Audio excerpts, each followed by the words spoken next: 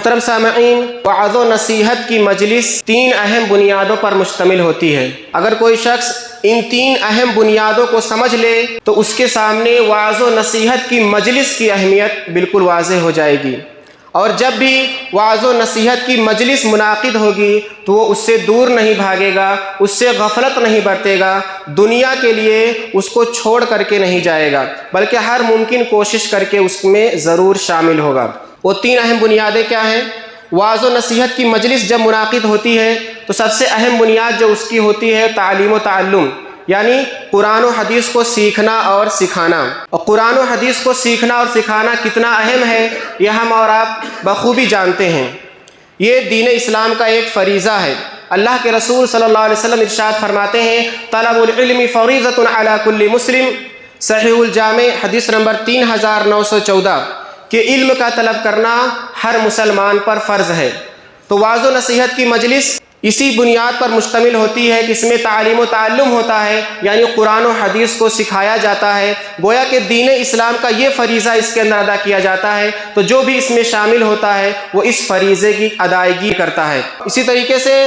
تعلیم و تعلم کی اہمیت یہ ہے کہ جو قرآن و حدیث کو سیکھتا ہے اور سکھاتا ہے اس کو سب سے بہترین ہونے کا لقب دیا گیا ہے۔ وہ لوگوں میں سب سے بہتر ہے، سب سے بہترین کام کرنے والا ہے۔ اللہ کے رسول صلی اللہ علیہ وسلم ارشاد فرماتے ہیں، بخاری شریف کی روایت ہے، حدیث نمبر 5027، خیرکم من تعلم القرآن وعلمہ، کہ تم میں سب سے بہترین وہ ہے جو قرآن کو سیکھے اور سکھلائے۔ تو وعظ و نصیحت کی مجلس میں قرآن و حدیث کو سیکھا جاتا ہے، سکھایا جاتا ہے، لہٰذا جو بھی اس میں شریک ہوتا ہے اس کو یہ شرف حاصل ہوتا ہے کہ وہ سارے لوگوں میں بہترین ہونے کا لقب پاتا ہے۔ تعلیم و تعلم کا ایک فائدہ یہ ہے کہ جو لوگ تعلیم و تعلم یعنی قرآن و حدیث کو سیکھتے اور سکھاتے ہیں ان پر اللہ رب العالمین کی طرف سے سکینت کا نزول ہوتا ہے، اللہ کی رحمتیں اس کو گھیر لیتی ہیں، فرشتے اس کو ڈھانپ لیتے ہیں، اور اللہ رب العالمین ان کا تذکرہ اپنے مقرب فرشتوں کے درمیان کرتا ہے۔ اللہ کے رسول صلی اللہ علیہ وسلم ارشاد فرماتے ہیں، مسلم شریف کی روایت ہے،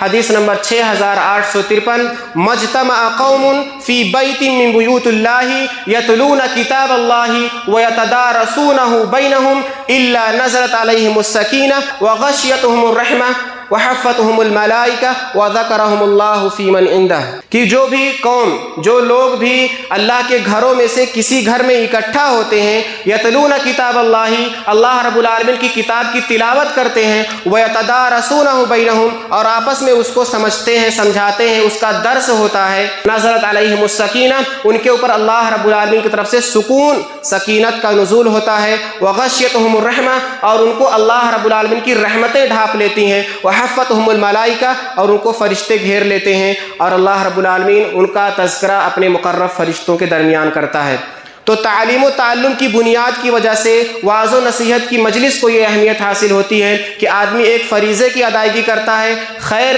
کام کرنے کا اس کو لقب ملتا ہے، سب سے بہترین کام انجام دیتا ہے، اسی طریقے سے اللہ رب العالمین کی رحمت کا وہ حقدار ہو جاتا ہے۔ دوسری اہم بنیاد وعظ و نصیحت کی مجلس کی یہ ہے دعوت و تبلیغ، یعنی امر بالمعروف والنہی عن المنکر۔ جو بھی وعظ و نصیحت کی مجلس منعقد ہوتی ہے اس کا مقصد یہی ہوتا ہے کہ اس کے اندر بھلائی کا حکم دیا جاتا ہے اور برائی سے روکا جاتا ہے، یعنی دعوت و تبلیغ کا کام ہوتا ہے۔ اور دعوت و تبلیغ کا کام جو ہے یہ بھی امت محمدیہ کے اوپر اس کے مقام و مرتبے کے حساب سے فرض ہے۔ اللہ کے رسول صلی اللہ علیہ وسلم ارشاد فرماتے ہیں، امام مسلم نے اس حدیث کو روایت کیا ہے، حدیث نمبر 177، من رأى منکم منکرا فلیغیرہ بیدہ فإن لم يستطع فبلسانه فإن لم يستطع فبقلبه وذلك أضعف الإيمان، کہ تم میں سے جو شخص بھی منکر یعنی کوئی برائی دیکھے تو اس کو اپنے ہاتھ سے روک دے۔ اگر آدمی کوئی برائی دیکھتا ہے تو اس کو اپنے ہاتھ سے روک دے۔ یہ کس کو طاقت ہے؟ جو ملک کا یا قوم کا جو بادشاہ ہے، جو حاکم وقت ہے، اس کو یہ طاقت ہے کہ عوام اگر یہ غلطی کرتی ہے، کوئی گناہ کرتی ہے، کوئی برائی کرتی ہے تو اس کو اپنے ہاتھ سے روکے، اس کو سزا دے کر کے اس گناہ سے باز کرے۔ اسی طریقے سے جو گھر کا سربراہ ہوتا ہے یعنی باپ، وہ اپنی اولاد کا ذمہ دار ہے کہ اپنے بیٹوں کو، اپنی بیٹیوں کو کوئی برائی کرتا ہوا دیکھے تو ہاتھ سے ان کو روک دے۔ ایسا نہیں ہے کہ ان کو نظر انداز کر دے یا صرف زبان سے سمجھائے، بلکہ باپ کو یہ اتھارٹی ہے کہ اپنے بیٹوں کو اور اپنی بیٹیوں کو وہ ہاتھ سے روک سکتا ہے، کیونکہ وہ گھر کا سربراہ ہے، گھر کا ذمہ دار ہے۔ لیکن اگر کوئی آدمی دوسرے کے گھر میں برائی دیکھتا ہے تو صرف وہ زبان سے سمجھا سکتا ہے، دوسرے کے بیٹوں یا بیٹیوں کو مار نہیں سکتا ہے، اس کو یہ استطاعت نہیں ہے کہ دوسروں کو مارتا ہوا پھرے یا دوستوں کو مارتا ہوا پھرے، تو اس کے لیے دوسرا درجہ آ جاتا ہے فَإِن لَمْ يَسْتَطِعْ فَبِلِسَانِهِ، کہ اس کو ہاتھ سے روکنے کا طاقت نہیں ہے تو وہ اپنی زبان سے روکے گا، یعنی دوسروں کو زبان سے سمجھائے گا، دوست اور احباب کو زبان سے روکے گا۔ اور اگر وہ زبان سے بھی نہیں سمجھا سکتا ہے فَبِقَلْبِهِ، تو کم سے کم دل میں وہ برا جانے، برائی کو ہوتا ہوا دیکھ کر کے اس کے دل میں تکلیف ہو، اس برائی کو برا سمجھے اور اس کام کو جو کر رہا ہے اس کو برا سمجھے۔ اگر یہ درجہ بھی اس کے اندر نہیں آتا ہے، وہ برائی کو دیکھ کر کے اس کو کوئی فرق نہیں محسوس ہوتا ہے، اس کے دل میں کوئی تکلیف نہیں ہوتی ہے، یا برائی کرنے والوں کو دیکھ کر کے وہ نظر انداز کرتا ہے، اس کے ساتھ ہنسی خوشی رہتا ہے، اس سے محبت کرتا ہے، اس کو کوئی تکلیف نہیں ہوتی ہے، تو اللہ کے رسول صلی اللہ علیہ وسلم کے مطابق اس کے اندر ایمان ہی نہیں ہے۔ اگر دل میں برا جانتا ہے تب تو اس کے اندر ایمان ہے اور ایمان کا درجہ کمزور ہے، لیکن اگر دل سے بھی برا نہیں جانتا ہے تو گویا کہ اس کے اندر ایمان ہی نہیں ہے۔ تو جو وعظ و نصیحت کی مجلس ہوتی ہے اس میں یہ فریضہ انجام دیا جاتا ہے کہ امر بالمعروف والنہی عن المنکر کا کام کیا جاتا ہے، لوگوں کو بھلائی کا حکم دیا جاتا ہے اور برائی سے روکا جاتا ہے، تو اس لحاظ سے آدمی اس فریضے کو انجام دیتا ہے۔ اسی طریقے سے وعظ و نصیحت کی مجلس یعنی امر بالمعروف والنہی عن المنکر کرنے کی وجہ سے آدمی کو یہ شرف حاصل ہوتا ہے کہ امت محمدیہ کو جو خیر امت کا لقب ملا ہے وہ اسی بنیاد پر ملا ہے۔ اللہ رب العالمین ارشاد فرماتا ہے سورہ آل عمران آیت نمبر 110 کنتم خیر امت اخرجت للناس تأمرون بالمعروف وتنہون عن المنکر، کہ تم بہترین امت ہو جو لوگوں کے لیے برپا کی گئی ہو، لوگوں کے لیے نکالی گئی ہو، جو تم بھلائی کا حکم دیتے ہو اور برائی سے روکتے ہو۔ تو وعظ و نصیحت کی مجلس میں شریک ہونا اس حیثیت سے کہ اس میں امر بالمعروف والنہی عن المنکر کا کام ہوتا ہے، بھلائی کا حکم دیا جاتا ہے، برائی سے روکا جاتا ہے، دعوت و تبلیغ کا کام کیا جاتا ہے، تو یہ شرف آدمی کو حاصل ہوتا ہے، یہ درجہ اس کو میسر آتا ہے۔ اسی طریقے سے تیسری اہم بنیاد جس کے اوپر وعظ و نصیحت کی مجلس کی بنیاد ہے وہ ہے ذکر، یعنی وعظ و نصیحت کی مجلس یہ اللہ رب العالمین کا ذکر ہے۔ علامہ ابن قیم رحمہ اللہ بیان فرماتے ہیں کہ ذکر 5 قسم کے ہوتے ہیں، 5 طرح سے اللہ رب العالمین کو یاد کیا جاتا ہے۔ سب سے پہلا ذکر یہ ہے کہ آدمی اللہ رب العالمین کو اس کے ناموں اور اس کے صفات سے یاد کرے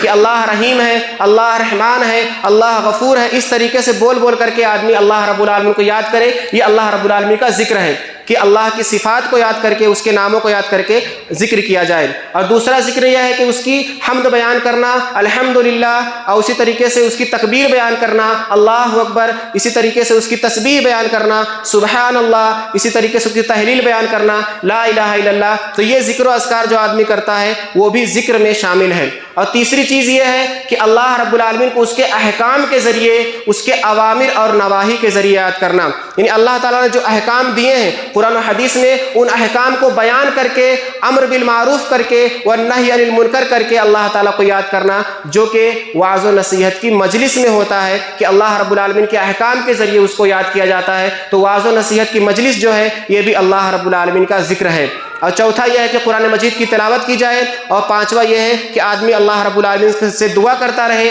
اس سے توبہ و استغفار کرتا رہے، تو یہ بھی اللہ رب العالمین کا ذکر ہے۔ تو وعظ و نصیحت کی مجلس یہ اللہ رب العالمین کے ذکر میں شامل ہے۔ گویا کہ وعظ و نصیحت کی مجلس جو درس ہوتا ہے، دینی اجتماع ہوتا ہے، دین کی مجلس ہوتی ہے، وہ اللہ رب العالمین کا ذکر ہے۔ تو ذکر کی جتنی بھی فضیلتیں ہیں اس آدمی کو حاصل ہوں گی جو وعظ و نصیحت کی مجلس میں شریک ہوتا ہے۔ سب سے اہم فضیلت جو آدمی کو حاصل ہوگی ذکر کی وہ یہ ہے کہ ذکر کی وجہ سے آدمی کے دل کو اطمینان حاصل ہوتا ہے، اس کے دل کو سکون ملتا ہے۔ جو دنیا کی بے چینیاں ہیں، کفر و شرک کی بے چینیاں ہیں، گناہوں کی بے چینیاں ہیں، وہ اس سے ختم ہو جائیں گی۔ شکوک و شبہات کی جو بے چینیاں ہیں وہ ختم ہو جائیں گی۔ جتنا وہ اللہ رب العالمین کا ذکر کرے گا، جتنا اللہ تعالیٰ سے قریب ہوگا، اس کے دل سے اتنی بے چینیاں ختم ہوں گی اور دل کو سکون ملے گا، وہ سکون کی طرف آگے بڑھتا رہے گا۔ اللہ رب العالمین سورۃ الرعد آیت نمبر 28 کے اندر ارشاد فرماتا ہے الا بذکر اللہ تطمئن القلوب، کہ سن لو اللہ رب العالمین کے ذکر سے، اس کی یاد سے دلوں کو اطمینان ملتا ہے۔ تو وعظ و نصیحت کی مجلس میں جو شریک ہوتے ہیں ان کے دلوں کو سکون ملتا ہے، دل ایمان سے مضبوط ہوتا ہے، ان کے دل سکون سے لبریز ہو جاتے ہیں۔ یہ دنیا کا فائدہ ہے کہ آدمی دنیا میں مطمئن ہو جاتا ہے، ہر قسم کے شکوک و شبہات سے پاک ہو جاتا ہے۔ آخرت کے اعتبار سے ذکر کی بہت ہی اہم فضیلت ہے جو کہ حدیث کی روشنی میں اللہ کے رسول صلی اللہ علیہ وسلم نے بیان فرمایا ہے۔ اس فضیلت کو جان لینے کے بعد ایک مسلمان کبھی بھی ذکر کی مجلس سے غافل نہیں ہو سکتا ہے۔ اگر وعظ و نصیحت کی مجلس منعقد ہوتی ہے، درس رکھا جاتا جاتا ہے تو اس سے غافل ہو کر کے اگر بھاگ جاتا ہے اس حدیث کو جاننے کے باوجود، تو سمجھ لو کہ اس آخرت کی کوئی پرواہ نہیں کرتا ہے، یا اس کے دل میں اللہ سے محبت نہیں ہے، یا رسول کی کوئی پرواہ نہیں ہے، قرآن و حدیث سے کوئی مطلب نہیں ہے، دینداری کا جذبہ بالکل بھی نہیں ہے، صرف دنیا دار ہے۔ کیونکہ اللہ کے رسول صلی اللہ علیہ وسلم نے واعظ و نصیحت کی مجلس کی جو اہمیت بتلائی ہے، جو فائدہ بتلایا ہے، ایک مومن اگر جان جائے پھر بھی اس سے غافل رہے تو سمجھ لو کہ وہ ایمان والا ہے کہ نہیں ہے، اس میں شک ہو جاتا ہے۔ وہ روایت سن لیجئے جس کو امام بخاری نے روایت کیا ہے، حدیث نمبر 6408، عن ابی ہریرہ رضی اللہ تعالیٰ عنہ قال قال رسول اللہ صلی اللہ علیہ وسلم ان للہ ملائکۃ یطوفون فی الطرق یلتمسون اہل الذکر فاذا وجدوا قوما یذکرون اللہ تنادوا ہلموا الی حاجتکم، کہ اللہ کے رسول صلی اللہ علیہ وسلم بیان فرماتے ہیں کہ بے شک اللہ رب العالمین کے کچھ فرشتے ایسے ہیں جو راستوں میں چکر لگاتے رہتے ہیں، جو اہل ذکر کو تلاش کرتے رہتے ہیں، جو اللہ رب العالمین کا ذکر کرتے ہیں، وعظ و نصیحت کی مجلس میں بیٹھے ہوئے ہیں، اس کے احکام کا بیان کر رہے ہیں، امر بالمعروف والنہی عن المنکر کا کام کر رہے ہیں، قرآن مجید کے بارے میں بیان سن رہے ہیں، حدیثوں کا بیان سن رہے ہیں، تو ایسے لوگوں کو فرشتے تلاش کرتے رہتے ہیں۔ فَإِذَا وَجَدُوا قَوْمًا يَذْكُرُونَ اللَّهَ، تو جب وہ ایسے لوگوں کو پا جاتے ہیں جو اللہ رب العالمین کا ذکر کرتے ہیں، یعنی ایسی مجلسوں میں شریک ہیں، تو وہ ایک دوسرے کو پکارتے ہیں فرشتے، ہلموا الی حاجتکم، کہ آ جاؤ تمہاری ضرورت کی چیز یہاں پر ہے، یعنی تم جس مقصد سے نکلے ہو، جس مقصد سے اللہ رب العالمین نے تم کو بھیجا ہے، جن لوگوں کو تم تلاش کر رہے ہو یہاں موجود ہیں، آ جاؤ۔ تو جب اللہ کے رسول صلی اللہ علیہ وسلم فرماتے ہیں ایک دوسرے کو آواز دینے کے بعد فرشتے کیا کرتے ہیں؟ فرشتے اس مجلس کو آسمان دنیا تک گھیر لیتے ہیں، اپنے پروں کے ذریعے جہاں پر اللہ رب العالمین کا ذکر ہوتا ہے اس کو اپنے پروں کے ذریعے آسمان دنیا تک گھیر لیتے ہیں۔ اللہ رب العالمین ان سے سوال کرتا ہے، فَيَسْأَلُهُمْ رَبُّهُمْ وَهُوَ عَالَمُ بِهِمْ مَا يَقُولُ عِبَادِي، کہ ان سے اللہ رب العالمین سوال کرتا ہے، حالانکہ وہ زیادہ جانتا ہے کہ بندے کیا کر رہے ہیں، لیکن پھر بھی فرشتوں سے سوال کرتا ہے کہ میرے بندے کیا کہہ رہے ہیں، یعنی میرے بندے جو ذکر کی مجلس میں بیٹھے ہوئے ہیں، واعظ و نصیحت کی مجلس میں بیٹھے ہوئے ہیں، تو وہ کس چیز کا ذکر کر رہے ہیں، کیا کہہ رہے ہیں؟ تو فرشتے کہتے ہیں یسبحونک ویکبرونک ویحمدونک ویمجدونک، کہ وہ تیری تسبیح بیان کر رہے ہیں، تیری تکبیر بیان کر رہے ہیں، تیری تسبیح بیان کر رہے ہیں اور تیری بزرگی بیان کر رہے ہیں۔ تو اللہ رب العالمین پوچھتا ہے، ہل رعونی، کیا انہوں نے مجھے دیکھا ہے؟ یعنی اتنا میرا ذکر کر رہے ہیں، میرے دینی مجلس میں وہ شریک ہیں، دین کے لیے دینداری کا جذبہ دکھا رہے ہیں، تو کیا انہوں نے مجھے دیکھا ہے؟ تو فرشتے کہتے ہیں لا واللہ ما رأوک، نہیں اللہ تعالیٰ کی قسم انہوں نے تجھ کو نہیں دیکھا ہے۔ تو اللہ رب العالمین پوچھتا ہے وَكَيْفَ لَوْ رَأَوْنِي،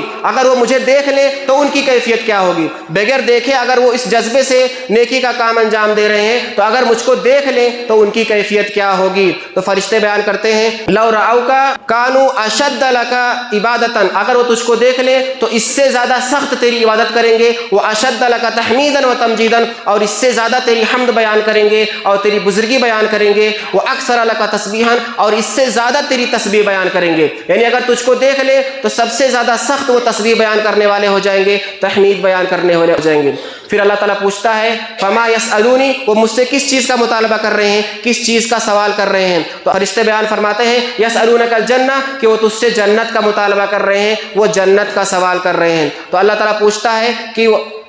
وَهَلْ رَأَوْهَا، کیا انہوں نے جنت کو دیکھا ہے؟ تو وہ فرشتے بتلاتے ہیں وَاللَّهِ يَا رَبِّ مَا رَأَوْهَا، اللہ تعالیٰ کی قسم اے ہمارے رب انہوں نے جنت کو نہیں دیکھا ہے۔ تو اللہ تعالیٰ پوچھتا ہے کہ اگر وہ جنت کو دیکھ لے تب ان کی کیا کیفیت ہوگی؟ تو فرشتے بتلاتے ہیں کہ اگر وہ جنت کو دیکھ لے تو اس سے زیادہ وہ سخت اس کے اندر رغبت دکھلائیں گے، اس کو طلب کریں گے اور اس کے لیے کوشش کریں گے۔ پھر اللہ تعالیٰ پوچھتا ہے فَمِمَّا يَتَعَوَّذُونَ، کہ وہ کس چیز سے پناہ مانگ رہے ہیں؟ تو فرشتے بتلاتے ہیں کہ وہ جہنم سے پناہ طلب کر رہے ہیں۔ تو اللہ تعالیٰ پوچھتا ہے کیا انہوں نے جہنم کو دیکھا ہے؟ تو فرشتے بتلاتے ہیں نہیں اے ہمارے رب اللہ کی قسم انہوں نے جہنم کو نہیں دیکھا ہے۔ تو اللہ رب العالمین پوچھتا ہے کہ اگر وہ جہنم کو دیکھ لیں تو کیا کیفیت ہوگی ان کی؟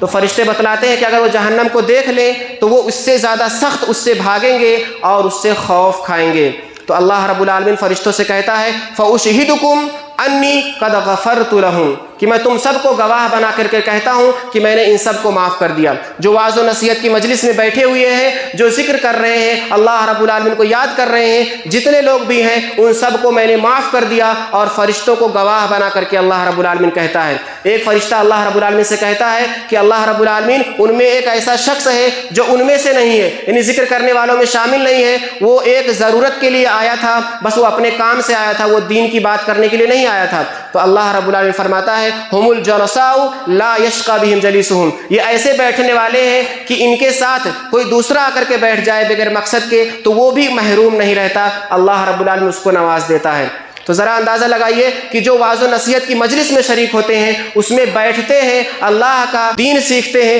قرآن و حدیث کا ذکر کرتے ہیں، قرآن و حدیث کو سمجھتے ہیں، اس کی دعوت حاصل کرتے ہیں، تو اللہ رب العالمین کے نزدیک ان کی کتنی اہمیت ہے۔ اللہ تعالیٰ ان کے دلوں کو چینج کر دیتا ہے، اللہ تعالیٰ ان کی مغفرت فرما دیتا ہے کہ ان کا خاتمہ ایمان پر نصیب ہوگا، کہ اگر اللہ رب العالمین ان کی مغفرت فرما دے، اللہ تعالیٰ ان کو درگزر کر دے اور ان کے لیے جنت کا فیصلہ فرما دے۔ تو جو بھی اس سے اعراض کرتا ہے اللہ رب العالمین کے نزدیک وہ ناپسندیدہ ہے۔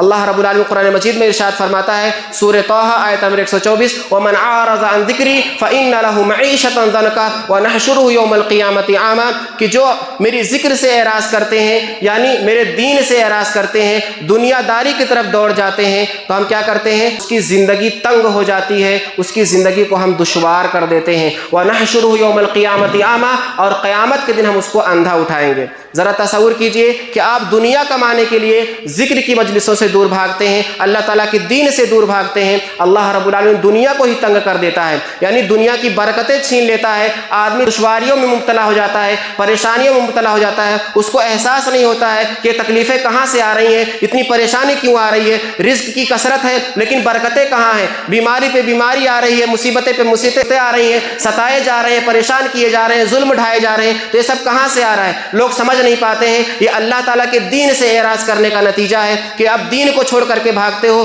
دنیا کی طرف جب جاتے ہو اللہ رب العالمین سے اعراض کرتے ہو تو اللہ تعالیٰ زندگی کو تنگ کر دیتا ہے، زندگی کو دشوار کر دیتا ہے۔ اللہ تعالیٰ سورۃ الزخرف آیت نمبر 36 کے اندر ارشاد فرماتا ہے وَمَن يَعْشُ عَن ذِكْرِ الرَّحْمَٰنِ نُقَيِّضْ لَهُ شَيْطَانًا فَهُوَ لَهُ قَرِينٌ، کہ جو اللہ رب العالمین کے ذکر سے اعراض کر کے زندگی گزارتے ہیں، اللہ تعالیٰ کے دین سے غفلت برتتے ہوئے زندگی گزارتے ہیں، تو ہم ان کے ساتھ ایک شیطان کو متعین کر دیتے ہیں جو اس کا دوست ہو جاتا ہے، یعنی شیطان اس کے اوپر حاوی ہو جاتا ہے، پھر وہ شیطان کے مطابق زندگی گزارتا ہے، اللہ کے مطابق زندگی نہیں گزارتا ہے۔ ایک حدیث میں آپ لوگوں کے سامنے بیان کر دوں، اسی وعظ و نصیحت کی مجلس کے تعلق سے حضرت ابو واقد الليثي رضی اللہ تعالیٰ عنہ بیان فرماتے ہیں کہ اللہ کے رسول صلی اللہ علیہ وسلم مسجد میں تشریف فرما تھے، آپ کے صحابہ کرام آپ کے ارد گرد بیٹھے ہوئے تھے، آپ ان کو نصیحت فرما رہے تھے کہ اتنے میں 3 لوگ مسجد میں حاضر ہوتے ہیں، ان تینوں میں سے ایک شخص واپس چلا جاتا ہے اور 2 لوگ جو ہوتے ہیں وہ اللہ کے رسول صلی اللہ علیہ وسلم کے قریب آتے ہیں، ایک شخص آگے جگہ دیکھ کر کے بیٹھ جاتا ہے اور دوسرا شخص پیچھے ہی بیٹھ جاتا ہے۔ اللہ کے رسول صلی اللہ علیہ وسلم نصیحت فرما رہے ہوتے ہیں، صحابہ کرام کو نصیحت کر رہے ہوتے ہیں، نصیحت جب ختم ہو جاتی ہے تو اللہ کے رسول صلی اللہ علیہ وسلم بیان فرماتے ہیں الا اخبرکم عن الثلاثہ، کیا میں تم لوگوں کو 3 لوگوں کے بارے میں خبر نہ دے دوں؟ اما احدهم فآوى الى الله فآواه اللہ، اس نے اللہ تعالیٰ کی طرف پناہ طلب کی تو اللہ تعالیٰ نے اس کو پناہ دے دی۔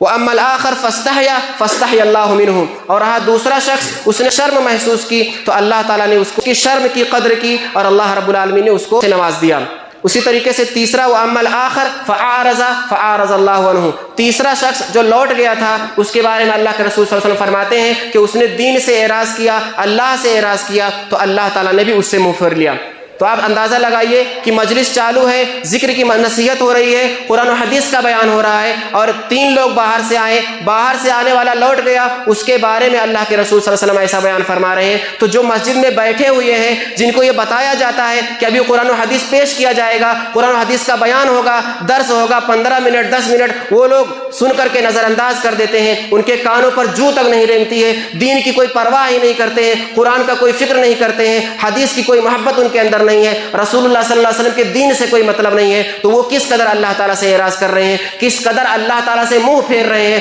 کس قدر وہ دنیا کی اہمیت کو دکھلا رہے ہیں, اور کس قدر وہ آخرت سے نفرت کر رہے ہیں, آخرت کی کوئی فکر نہیں دکھلا رہے ہیں. تو آپ ذرا اندازہ لگائیے کہ وعظ و نصیحت کی مجلس ان 3 اہمیتوں پر مشتمل ہے کہ قرآن و حدیث کا علم آدمی سیکھتا ہے, دعوت و تبلیغ کا کام انجام دیتا ہے, ذکر کی فضیلتیں اس کو حاصل ہوتی ہیں. ان تینوں اہمیتوں کو حاصل کرنے کے باوجود, ان 3 اہمیت کے ہونے کے باوجود اگر آدمی ذکر کی مجلس سے, وعظ و نصیحت کی مجلس سے بے پرواہ ہو جاتا ہے, اس سے غفلت برتتا ہے, اس میں شریک نہیں ہوتا ہے, جان بوجھ کر کے اس سے بھاگ جاتا ہے, تو وہ کس قدر بد نصیب ہے, کس قدر اللہ رب العالمین کی رحمتوں سے, اس کی نعمتوں سے محروم ہے. انتہائی افسوس کے ساتھ کہنا پڑتا ہے کہ ایک مسلمان جو اپنے آپ کو مسلمان کہتے ہیں, جو اپنے آپ کو ایمان والا کہتے ہیں, ان کو بتایا جاتا ہے کہ دین کی بات ہونے والی ہے, قرآن کی بات ہونے والی ہے, حدیث کی بات ہونے والی ہے, پھر بھی اپنے 24 گھنٹے میں سے وہ 15 منٹ 20 منٹ ایک ہفتے میں ایک دن نہیں نکال پاتے ہیں. تو ذرا سوچئے, یہ اللہ تعالیٰ کی دی ہوئی زندگی ہے, اللہ تعالیٰ کی دی ہوئی جوانی ہے,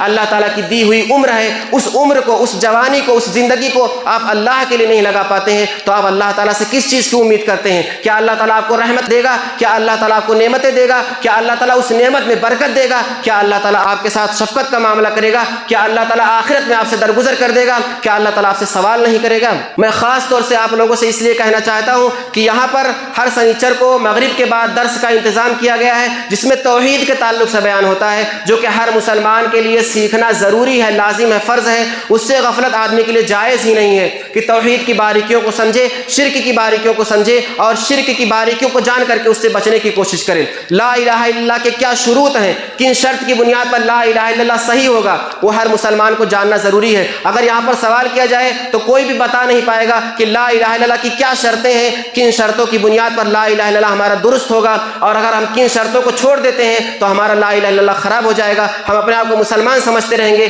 لیکن ہم مسلمان حقیقت میں رہ نہیں جائیں گے, بلکہ دین اسلام سے خارج ہو جائیں گے. کیا چیزیں ہمارے اسلام کو توڑ دیتی ہیں, تو یہ ساری چیزیں آپ کو سیکھنا ضروری ہے, یہ فرض ہے, لیکن پھر بھی لوگ اس سے غفلت برتتے ہیں. یہ آپ کی مسجد ہے, اس کو آباد کرنا آپ کی ذمہ داری ہے. اگر آپ اس مسجد کو آباد نہیں کرتے ہیں تو گویا کہ آپ اللہ رب العالمین کے ہاں سزا کے مستحق ہیں. یہ آپ کی نسبت سے مسجد آباد ہے. اگر آپ یہاں پر درس ہوتا ہے آپ چھوڑ کر کے بھاگ جاتے ہیں تو گویا کہ آپ یہ چاہتے ہیں کہ یہاں اللہ تعالیٰ کے قرآن نہ بیان کیا جائے, یہاں حدیثیں نہ بیان کی جائے, یہاں دین کی بات نہ ہو. یہاں آپ نماز پڑھنے آتے ہیں تو کیا نماز پڑھ لینا آپ کے لیے کافی ہے؟ کیا یہی صرف مسلمان ہونے کے لیے کافی ہے کہ آپ اپنا نماز پڑھ کے چلے جائیں؟ کیا دین کی بات نہ ہو؟ کیا دین کو پھیلنا ضروری نہیں ہے؟ اگر دین کو پھیلنا ضروری نہیں ہے تو قرآن و حدیث کو بند کر کے رکھ دیا جائے, اس کا بیان نہ کیا جائے. آپ اپنے عمل سے یہی بتلا رہے ہیں, آپ اپنے عمل سے, اپنی زبان سے, اپنی حرکتوں سے یہ بتلا رہے ہیں کہ قرآن و حدیث کا بیان یہاں نہیں ہونا چاہیے, قرآن و حدیث کا ذکر یہاں نہیں ہونا چاہیے, ہم کو نہیں سننا ہے, ہمیں کوئی مطلب نہیں ہے. قرآن کو کیوں بیان کیا جا رہا ہے؟ ایک امام یہاں پر اعلان کر رہا ہے اور اکیلے بیٹھا ہوا ہے, 35 لوگ مغرب کی نماز پڑھنے آتے ہیں اور 35 میں سے 35 لوگ اٹھ کے چلے جاتے ہیں, ایک آدمی بھی نہیں بیٹھتا ہے. کتنی شرم کی بات ہے, کتنے افسوس کی بات ہے. اگر اللہ تعالیٰ عذاب نازل کر دے تو اس کی سزاوار کون ہوں گے؟ اللہ تعالیٰ کے ہاں کیا جواب دیں گے آپ؟ کیا آپ کہیں گے کہ میں 15 منٹ آپ کے دین کے لیے نہیں دے سکتا تھا؟ اللہ تعالیٰ کے لیے 15 منٹ 20 منٹ آدھا گھنٹہ نہیں نکال سکتا تھا؟ اللہ تعالیٰ نے آپ کو ڈھیل دے رکھا ہے تو یہ مت سمجھیے کہ اللہ تعالیٰ آپ سے خوش ہے. رزق کی کثرت ہو رہی ہے, آپ کا کاروبار چل رہا ہے, آپ کو کوئی بیماری نہیں آ رہی ہے, تو ایسا نہیں کہ اللہ تعالیٰ آپ سے راضی ہے. اللہ تعالیٰ ناراض ہے. اللہ تعالیٰ ڈھیل دے کر کے بھی آزماتا ہے کہ کوئی پریشانی نہیں آ رہی ہے. تو آدمی یہ نہ سوچے کہ اللہ تعالیٰ ہم سے راضی ہے, ہم نماز پڑھ لیے تو ہم نے بہت بڑا تیر مار دیا ہے. ایسا نہیں ہے. آپ اپنے تئیں بھی دین کے ذمہ دار ہیں اور دین کے لیے بھی دین کے ذمہ دار ہیں, دین کو پھیلانے کے لیے بھی دین کے ذمہ دار ہیں, قرآن و حدیث کے ذکر کے لیے بھی ذمہ دار ہیں. تو آپ اہل حدیث ہونے کے ناطے, آپ برحق ہونے کے ناطے آپ کی ذمہ داری بنتی ہے کہ جب درس ہو تو سب کے سب اس میں شامل ہوں اور غیروں کو بھی لے کر کے آئیں. جب آپ خود نہیں شامل ہوں گے تو غیروں کو کیسے شریک کریں گے؟ اگر آپ یہ سمجھتے ہیں کہ جو یہاں پر بیان کیا جاتا ہے وہ ہمیں پتہ ہے, ہم کو معلوم ہے, تو ہم کو بیٹھنے کی کیا ضرورت ہے, کیا فائدہ ہے؟ وہی چیز بیان ہوگی جو ہم کو پہلے سے معلوم ہے. تو میں نے آپ کے سامنے 3 بنیادیں بتلائی ہیں. اگر آپ کو معلوم ہے تب بھی آپ کو ذکر کا ثواب ملتا ہے, یعنی ذکر کی وجہ سے آپ کو ثواب ملے گا, اللہ رب العالمین کی رحمتیں ملیں گی. اور دوسرا فائدہ یہ ہوگا کہ آپ جب بیٹھیں گے تو باہر سے آئے ہوئے لوگ, دوسرے لوگ بھی بیٹھیں گے. سنیچر کے دن میں نے اعلان کیا مغرب کے وقت کہ ابھی درس ہونے والا ہے. سارے مصلی چلے گئے اٹھ کر کے. باہر سے 4 لوگ آئے تھے مہمان جو نماز پڑھنے کے لیے, دوسرے علاقے کے, وہ 4 لوگ بیٹھے تھے. انہوں نے پوچھا یہاں پر اہل حدیث کتنے ہیں؟ میں نے بولا کہ مجھے پتہ نہیں کہ یہاں پر کتنے ہیں. 100 होंगे, 50 होंगे, 60 होंगे, अल्लाह ही बेहतर जानता है यहाँ पर अहले हदीस कितने हैं। गोया कि यहाँ पर उन लोगों पर ताज्जुब हो रहा था कि जो यहाँ पर कुरान और हदीस की तरफ मंसूब होते हैं वो कुरान और हदीस से इस तरीके से दूर भागते हैं कि यहाँ पर एक आदमी बैठने को तैयार नहीं है, किसी को फिक्र नहीं है। 15 मिनट में आप क्या रोज़ी कमा लेते हैं, आपको क्या रिस्क मिल जाता है, वही अल्लाह ताला रिस्क देने वाला है ना। तो उस अल्लाह से आप गाफिल क्यों हो रहे हैं? 15 मिनट 20 मिनट आप अपनी दुकान को बंद नहीं रख सकते हैं? अल्लाह ताला के लिए आपको अपने दीन की कोई परवाह नहीं है? तो अगर अल्लाह ताला रिस्क को छीन ले, कोई बीमारी दे दे, कोई परेशानी दे दे, तो आप क्या कर सकते हैं? इसलिए अल्लाह ताला के दीन के लिए वक्त को निकालिए। जब आप बैठेंगे तो गैरों को बैठाएंगे, आप गैरों को लेकर के आएंगे। जब आप ही नहीं बैठेंगे तो दूसरा क्या सबक हासिल करेगा? लिहाजा ज़रूरत इस बात की है कि इस दीन की मजलिस की अहमियत को समझते हुए आप इसमें शरीक हों। अगर आपको मालूम है तब भी बैठिए, क्योंकि इससे सवाब मिलेगा, इससे दूसरे लोग बैठेंगे, दूसरे लोग को हिम्मत बढ़ेगा। अगर आप सारे के सारे लोग उठ के चले जाते हैं और ये जलसा बंद हो जाता है, ये दर्स बंद हो जाता है, तो इसके गुनहगार आप लोग होंगे। अल्लाह रब्बुल आलमीन के यहाँ आप जवाबदार होंगे, अल्लाह ताला आपसे मुआखज़ा करेगा। आखिर में अल्लाह रब्बुल आलमीन से दुआ है कि अल्लाह रब्बुल आलमीन हमें कुरान और हदीस से मोहब्बत करने वाला बनाए, उसके दीन के लिए दीनदारी का जज्बा दिखाने वाला बनाए। अल्लाह रब्बुल आलमीन हमको जब तक दुनिया में ज़िंदा रखे, दीन इस्लाम पर ज़िंदा रखे, जब हमारा खात्मा हो ईमान पर हो। आमीन।